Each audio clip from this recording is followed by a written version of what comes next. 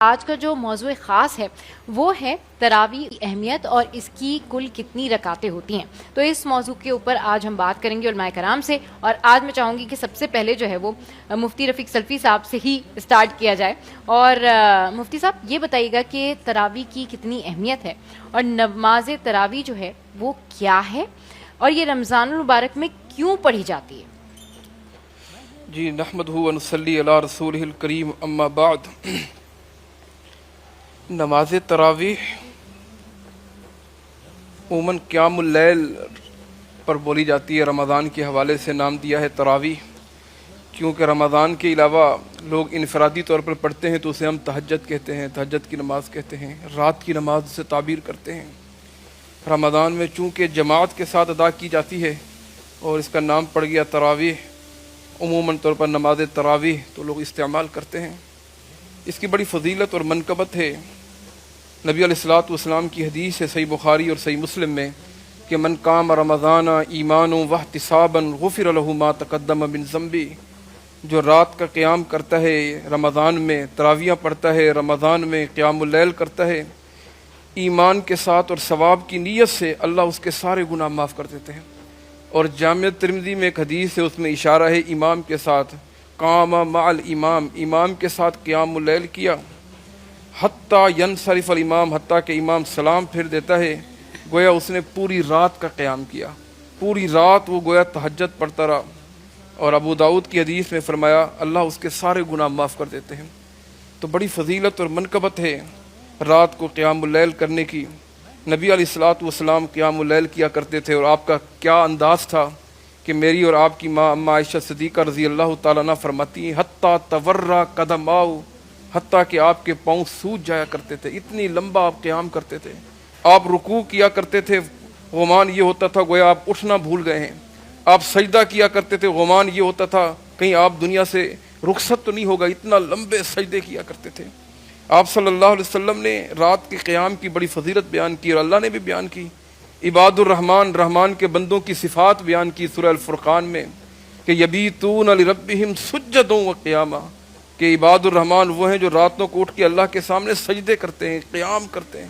کہیں یوں فرمایا تتجافا جنوبہم عن المضاجع یدعون ربہم خوفا و طمعا، اپنے گرم گرم نرم نرم بستروں کو چھوڑ کر اللہ کے سامنے کھڑے ہوتے ہیں. یہ رات کا قیام یہ اللہ کو بڑا محبوب ہے. نبی علیہ الصلوۃ والسلام جب مدینہ تشریف لائے، سارے صحابہ اکرام لوگ جا رہے ہیں جوک در جوک دیکھنے کے لیے. عبداللہ بن سلام ابھی مسلمان نہیں ہوئے تھے، کہنے لگے میرے دل میں بھی جذبہ پیدا ہوا کہ ہم بھی تو دیکھیں مسلمانوں کا نبی کیسا ہے. جب میں نے دیکھا میں دیکھتا رہ گیا، میری آنکھ آپ پر ٹک گئی، میرے دل نے کہا انہ لیس بوجہ الکذاب، یہ نبی سچا ہے، اس کا چہرہ سچا ہے، یہ پیغمبر صادق اور امین ہے. میرے دل نے کہا. اس موقع پہ جو آپ نے خطبہ ارشاد فرمایا، جو پہلے الفاظ وہ یہ تھے افشوا السلام، اطعموا الطعام، وصلوا الارحام، صلوا باللیل والناس نیام. لوگوں یہ 5 کام کر لو تدخلوا الجنت بسلام، سلامتی کے ساتھ جنت میں داخل ہو جاؤ گے. اس میں کیا تھا؟ سلام کو عام کریں، غرباء کو کھانا کھلائیں، رشتوں کو ملائیں، تعلقات کو ملائیں، اور رات کو اٹھ کے اللہ کے سامنے کھڑے ہوں جب لوگ سو رہے ہوں. تدخل الجنت بسلام، سلامتی کے ساتھ جنت میں داخل ہو جائیں گے. رات کا وقت اس لیے قیمتی ہے کہ اللہ رب العزت پہلے آسمان پہ آ جاتے ہیں، خود تشریف لاتے ہیں. صحیح بخاری کی حدیث ہے ینزل ربنا تبارک و تعالی الی السماء الدنیا، اللہ پہلے آسمان پہ آتے ہیں. کب؟ جب رات کا آخری پہر ہوتا ہے، اور اللہ فرماتے ہیں کوئی ہے دعا کرنے والا، کوئی ہے مانگنے والا، کوئی ہے توبہ کرنے والا، اور کسی کو صحت چاہیے. یہ وقت بڑا قیمتی وقت ہوتا ہے، تو لہذا اس وقت اٹھ کر اللہ کو منانا چاہیے. رات کی تراویحوں کا آپ نے ذکر کیا، قیام اللیل کا ذکر کیا. تو رسول اللہ صلی اللہ علیہ وسلم نے تراویحاں پڑھائی ہیں، اور آپ صلی اللہ علیہ وسلم پہلے دن آئے تشریف لائے، آپ نے جماعت کے ساتھ پڑھائی. دوسرے دن آئے تشریف لائے، آپ نے جماعت کے ساتھ پڑھائی. اور تیسرے دن آپ تشریف نہیں لائے، صحابہ کرام انتظار کرتے رہے. کہا خشیت ان یکتب علیکم، مجھے ڈر لگ گیا ہے کہیں یہ رات کی تراویحاں قیام اللیل یہ جو رمضان میں ہم پڑھ رہے ہیں تم پر فرض نہ ہو جائے. کہیں فرمایا وکرہت، تو آپ نے قیام اللیل کیا. اور آپ نے سوال ایک اور بھی کیا کہ کتنی رکعتیں ہیں، کتنی رکعتیں.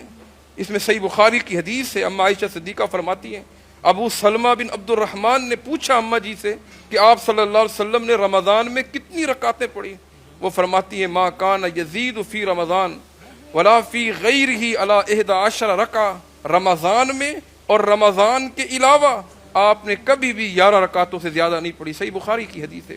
اسی طریقے پر جابر ابن عبداللہ نبی علیہ السلام کے راوی ہیں، مکثرات روایات پیش کرتے ہیں، یعنی ان کی روایات کافی ہیں، حضرت ابو ہریرہ کے بعد دیگر صحابہ کے بعد کافی۔ ان سے پوچھا گیا کہ اللہ کے رسول صلی اللہ علیہ وسلم نے جماعت کے ساتھ جو رمضان میں نماز پڑھائی تھی تو کتنی رکعتیں پڑھائی تھی؟ تو انہوں نے فرمایا اللہ کے رسول نے 8 رکعتیں پڑھائی تھی اور 3 وتر پڑھائے تھے۔